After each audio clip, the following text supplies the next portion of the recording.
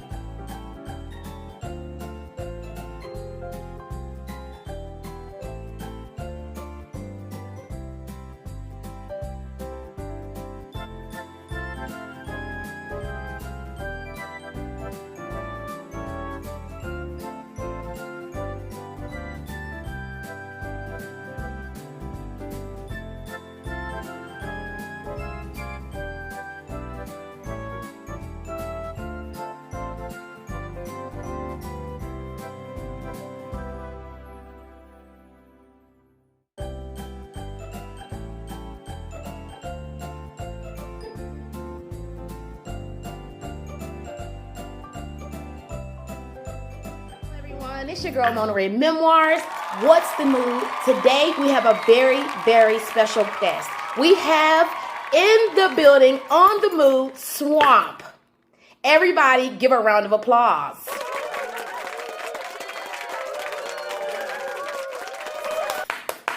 Okay, Swamp, go ahead and introduce yourself, brother. And if there's anything that you'd like to be said before this interview, go ahead and feel free to do so. If not, we'll go ahead and get started.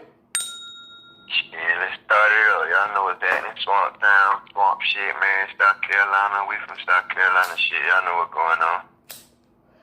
Facts, brother. All right, so I'm going to get started. All right, so, Swamp, you said on your Certified Shooters interview that was hosted by Hip Hop Is Real that your battle with Eazy was a learning experience as far as bettering yourself. And that's understandable. What did you learn about Eazy though? I learned as far as Ace, I learned that you're going to come across motherfuckers that think intimidation, get the win, or, like, with Ace, I just think Ace did too much. Instead of being himself and sticking to the script, I think he was trying to do a lot more different shit because, like, I'm so unorthodox. Like, you can't pinpoint what my strengths is or my weaknesses because I do a little bit of everything. And plus, like, I just be me when a lot of people, like, follow, like, a blueprint of battle rap. Like, a lot of people stick to the script. Like, I need schemes, bars, this, that, and the third. Me, I just do me, talk my shit, handle my business. So, like, I think, like, but I will not shit you. The next person that Ace battle will die very badly. And, like, that just come from battling and learning. Like, it was all a learning experience on that stage right there in a setting like that, Volume 5. But as far as battling Ace, I just learned, like, stick to the script, man. When it comes to niggas that's aggressive, they gonna bump you, they gonna do whatever or whatever. Always be yourself. Don't never feel like you got to go into no battle like, hey, I got to change this or I got to do this different because what got you there is what got you there. Why change it? You can always perfect your craft and make what you do better, but don't change that. That's about it. Right. I can definitely understand that, man. And I definitely feel like it is a lot of pressure when it comes to being a battler and staying true to yourself, especially when you get under the pressure of the commenters on YouTube and different things like that. But I guess that goes to a man's character or a woman's character, whether you're going to stay the same, even when the circumstances start to change. Yeah. All right. So, Swamp, you also stated in that interview that you cut your second round short. What do you think contributed to that? Like, I'm gonna be real about the shit. Like, I don't want nobody to take this as an excuse or whatever, but, like, I ain't gonna lie, I was kind of hurt, man. Like, I was like, ain't no way in the fuck Ace in this bitch choking like this and unprepared, and, like, it kind of threw me off because, like, I set my shit up as a level up or some shit like that. Like, I set it up to, like, all right, I'm gonna turn up a little bit, but when he turn up, I'm gonna turn up another notch. And when he turn up, I'm gonna turn up another notch. I set my shit up on some elevator shit, and, like, when that turn up wasn't there that first round, I was like, damn. And then like the energy kind of started dying, and then like on top of that, like I was so worried about like, damn, dude, this nigga got his shit together to where like I was fucking up in my own shit. But like I said, damn, I didn't mind the little slip up or whatever, because like I did change a few things prior to the battle that I probably shouldn't, and I should have left it like that. Because like I said, I was prepared for his whole gang to be behind him and shit like that. So when it wasn't that, I was trying to skip over a part and go to the next part. But man, long story short, I just fucked up and got to get that shit together. And like, that's all it was. It was just a damn, I cut the shit. I wasn't go choking now. Like I just cut it, called time, and then, you know, just moved on from there. But okay, nothing major though. Okay, so I see what you're saying. I think what you're saying is you were kind of off-put by the situation, because I think what you were trying to do is feed off of his energy. So when that actually happened, it kind of maybe threw you off a little bit. I think it kind of contributes to disappointment. Yeah. It was that heavy. Okay. So I do understand that. I really wanted to get that answer for the battle rap community, and I definitely wanted you to be able to go ahead and tell your side of that. And I definitely respect that you were able to go ahead and be honest and say what happened, and we can respect you for that, brother. All right. So furthermore, you also mentioned Chess and him being, quote, a force to be reckoned with.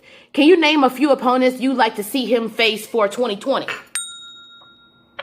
Like, Chess want that K-Shine battle, and like, truth be told, I think he deserve it, to be real, because like, I know K-Shine been on his shit and been doing what he do, but like, Chess down had a little setback, but Chess been back, and he been proving that shit, and you know, he been handling his business, and plus, like, we can't sit here and act like Chess just some type of Rudy Pool, like a jabroni ass nigga, because Chess is official. And like, even with that battle, a lot of motherfuckers was saying Arsenal 2-1 and Arsenal, man, hell no.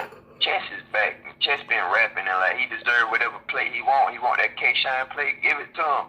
Because that's what motherfuckers don't get when it come to battle rap. Like, I deal with that shit a lot. A lot of motherfuckers come at me about, oh, we ain't seen a performance like Your Honor since Your Honor battle. Yeah, because I've been going through a lot of dumb shit in the meantime. Y'all think I wanted to battle fucking Bad News or Don Marino or this, that, and the third? Like, when you get them battles, you get the job done, but it still don't bring that fire and that greatness out of you, like that battle that you really locked in and like you want.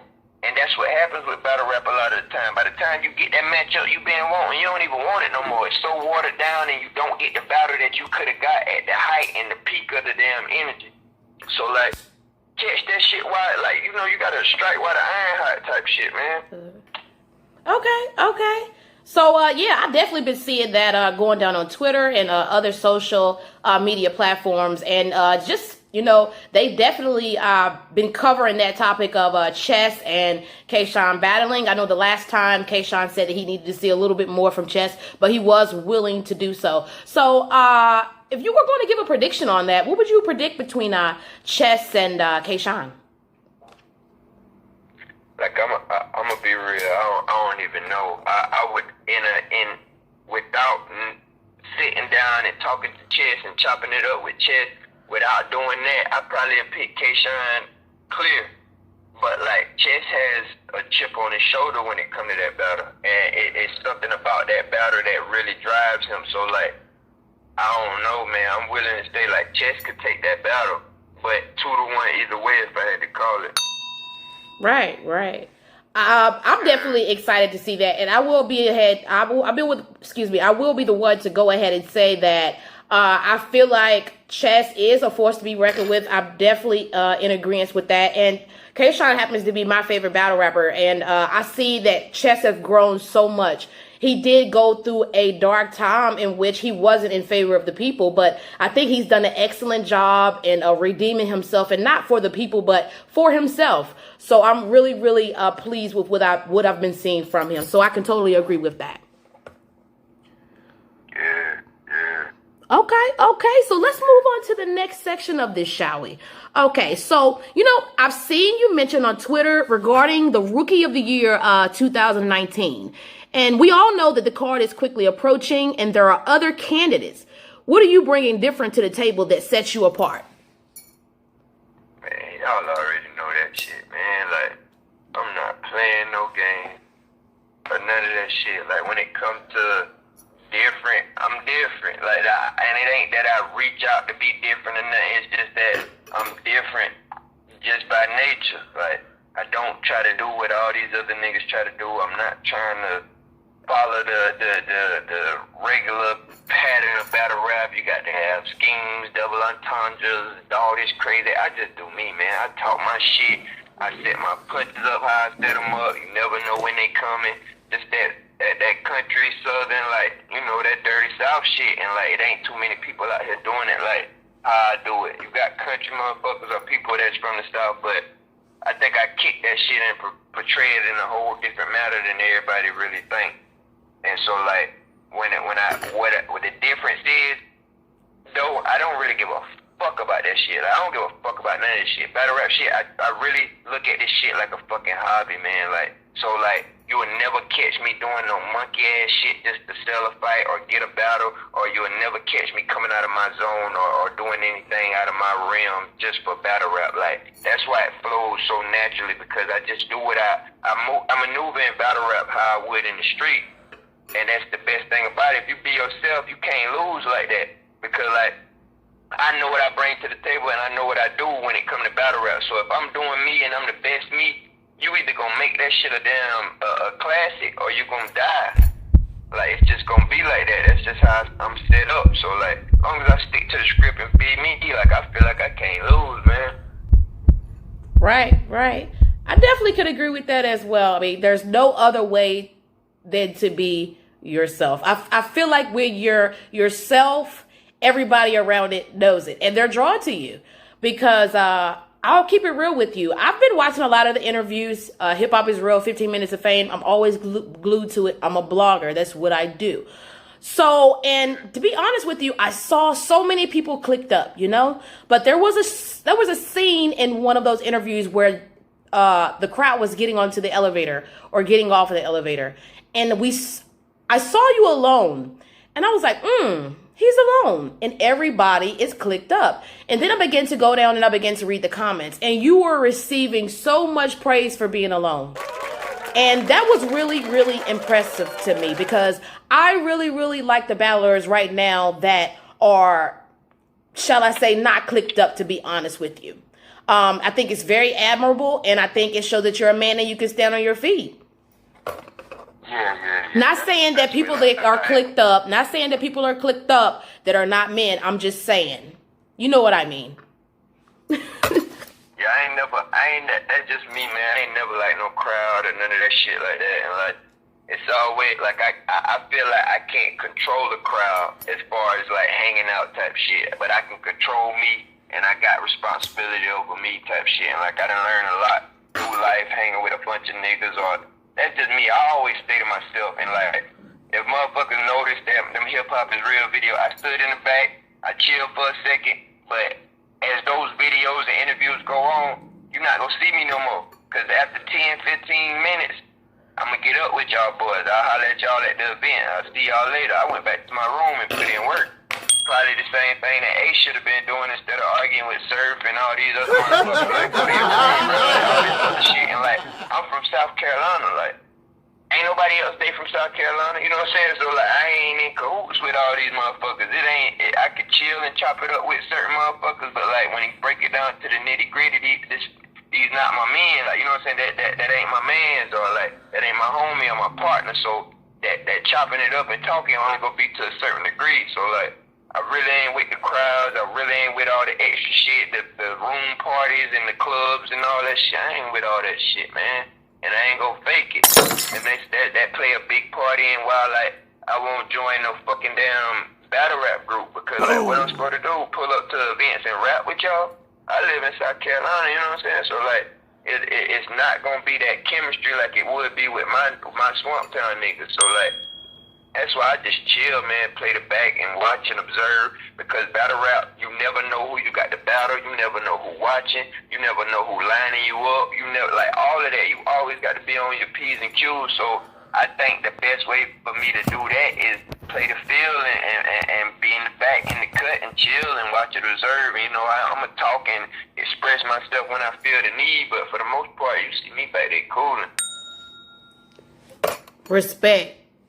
That's all I can say. And me being from, you know, Virginia and the Carolinas, you know, it's like down here in the South, we always have like we try to, as long as people have a mutual respect for us.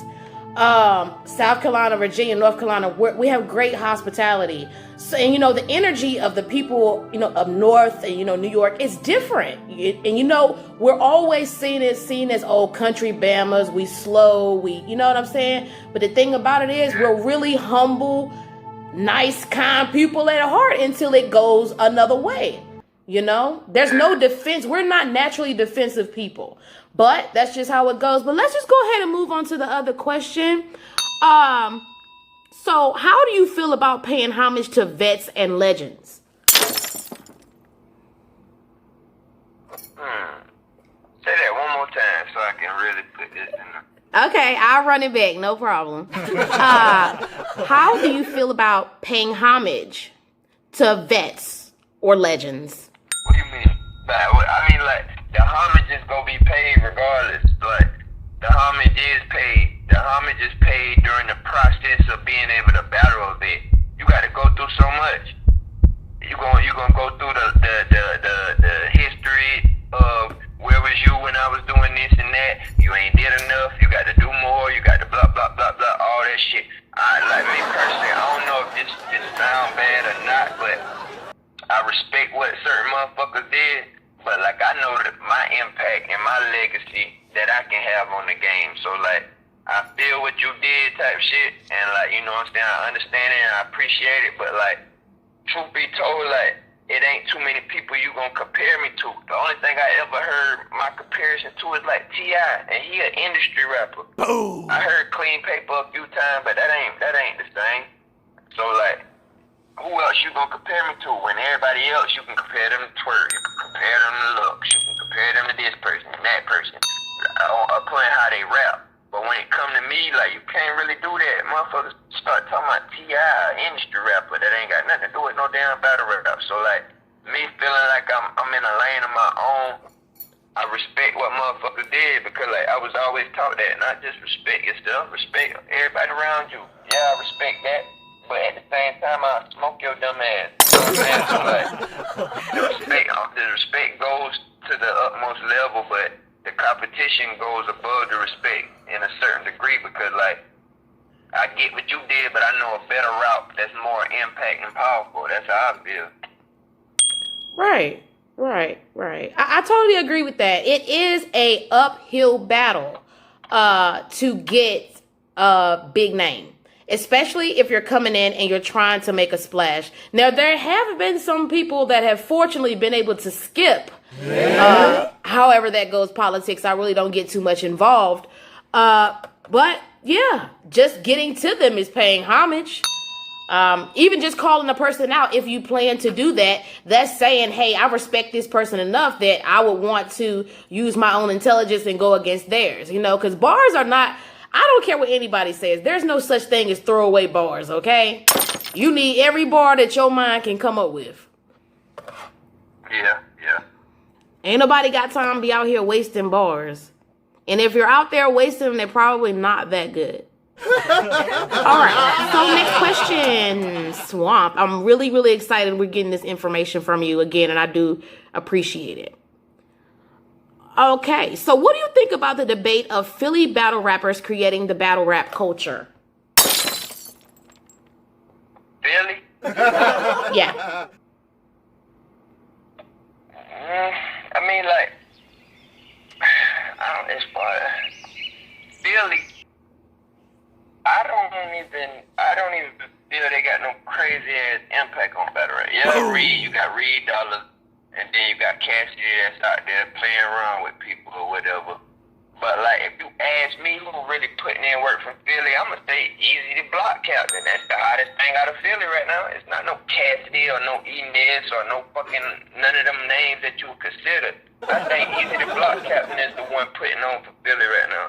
And like, he's not getting the shine that he needs. Now he, you know what I'm saying, he just did his thing on Survivor Series or whatever, and he got DG the Piranha coming up on the royalty card and shit like that. But he really needs his recognition and his shine because he's really been putting in work and consistent and on the scene and involved with the culture while these other motherfuckers in and out or come when they want or this, that, and the third. You know what I'm saying? So, like, as far as Billy, yeah, Billy is they got an impact on battle rap. I can't front a flex, but like it ain't mega impact or none of that shit.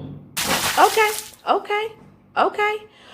So Eazy the Block Captain. I've definitely seen him mentioned on Twitter and some other platforms before. If you had to tell someone about Eazy the Block Captain, who didn't know him, what would be a good battle that you would tell them to watch to get more familiar with him? They really need to see that damn Eazy the Block Captain and Swagtanna. Just check out Eazy the Block Captain, period, bro. Like, if you want a motherfucker that's genuinely rapping from the heart with some hands-on shit, he do that. You can tell, like, I'm a street nigga, so I can tell the way a motherfucker rap if they hands-on with some shit or not, and like, he's one of them. And like, that ain't no